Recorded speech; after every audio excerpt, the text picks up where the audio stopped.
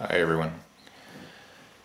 I have a bit of a question that's been sitting on my mind that I've kind of been asking myself almost rhetorically for a while now, almost as soon as I came to Russia, and probably I guess you could say even, I guess in a sense I was asking it a little bit before I came to Russia, but now that I'm here and now that I've been here for a while and sort of more or less gotten settled in a little bit and a little bit used to how people live here and what the lifestyle here in Russia is like, I've started to ask the question a little bit more seriously. You know how sometimes you have one of those questions that kind of sits in the back of your mind and you don't really consciously think about it too much, but kind of subconsciously you're sort of working on it and turning it over in your head a little bit, and then eventually that question doesn't really get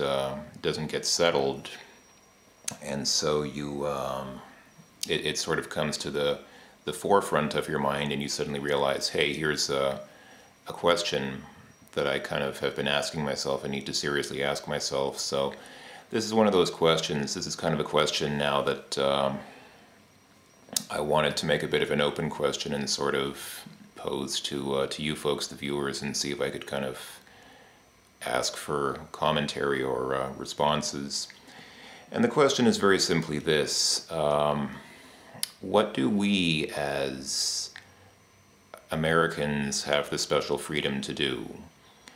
I say we, I include myself in this idea because all my life I've lived in North America. I grew up in Canada and have lived in the United States for the past several years. And when I say America, well, that can mean different things. That's often taken to mean specifically the country, the USA. Some people use it to mean the Americas, as in the Western Hemisphere. But for purposes of this discussion, let's, if I may be so bold as to do so, let's just say North America, because really Canada and the US are not that different in terms of how they live, or I mean, I'm sure Canadians will probably protest the idea that they're just like Americans, but let's go ahead and say Canadians and the Canadian and the American way of living, it's really not that different. Their outlook on the world, their social and political and economic systems are not that different, at least compared to Russia or Europe or most other countries. So I guess this is kind of an open question to anyone out there who's a Canadian or an American viewer, and other people are welcome to weigh in as well, but I guess the question is most pertinent to North Americans. And again, the question is simply, what do we, I'm kind of including myself in this because I'm kind of North American, since that's where I've lived for most of my life. What do we have that makes us so free? We constantly hear that that we are in free countries. We're from, Canada and the US, they're both free countries, right? But free in what sense? What do we have the freedom to do? What are we able to do as North Americans that other people in the world can't do? And the reason I ask this question is because, I've been here in Russia for more than a month now, and I'm starting to think, the lifestyle here is really not that different. The way that people live, the things that they do from day to day are not that different. And I guess I kind of knew that already, but even just the things that they're able to do, their legal privileges, are not really all that different. I mean, really, what kind of special rights do Americans have that other people don't?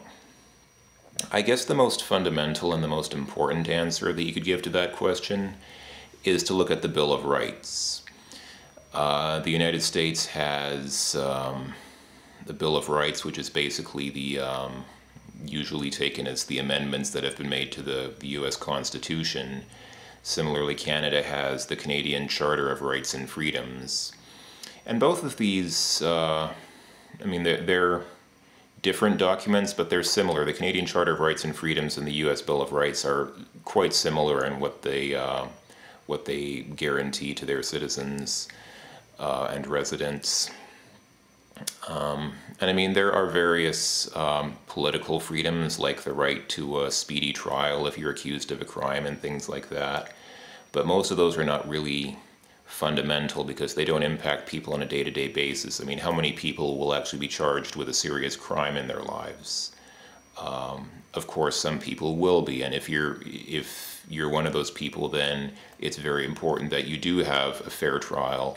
But that's not really something, I wouldn't say that's something core to most people's lives, because the majority of North Americans will not be in that situation. Similarly, there's there's the right to not be subject to unfair search and seizure, which again I don't think impacts most people, because most people aren't actually, I mean, that doesn't really happen to most people in most of the world. And again, if it happens to you, then it's very pertinent, but those are kind of incidental things. In the US, of course, there's the Second Amendment, the right to bear arms, which I'm kind of, quite frankly, indifferent about. I don't really see a huge amount of difference in the way people live, whether they have guns or not. If they have guns, then, maybe they go out to the shooting range on weekends and pop a few glass bottles, and other than that, life isn't really that much different. The one really important right, and the one thing that I understand is quite important in any real society, is freedom of speech. The right to say something without being potentially censored or jailed for it, and similar associated freedoms like freedom of thought, freedom of religion. I guess you could say freedom of ideas, because these are how ideas are exchanged. You can speak ideas, you can read or think ideas, and ideas are things like, I mean, religion is an idea, political affiliation is an idea, things like that. So freedom of ideas, freedom of thought, you're free to have your own opinion and express your opinion. That's something that's very important. But that's something that Russia pretty much has today. There's a lot of talk and a lot of focus on political corruption and things like how journalists here in Russia are sometimes assassinated for coming out and attacking politicians and the corrupt things that the government does. That happens. That is a concern. But I have to say again, that's relatively incidental. I'm not going to say that it's not important, because yes, it is important. But aside from a handful of relatively isolated cases, I, as a regular everyday human being, I mean, I'm not a journalist, so I, as a regular person, can say pretty much whatever I want. I could be among my friends and say whatever I want. Nobody's listening to our conversations. There isn't this sort of Gestapo person listening at the door. Are these, political radicals or what? That kind of thing doesn't happen here. Maybe it did 50 years ago, but not today. And I mean, the internet here in Russia is not censored. It's not like in China, where they have that famous Great Firewall of China. You can go to, I haven't seen any websites here that are censored, and likewise, you can put whatever you want on the internet. So, I'm pretty free, and other people here are as well. They're pretty free to say what they want. They can put it on the internet, they can put it in a newspaper.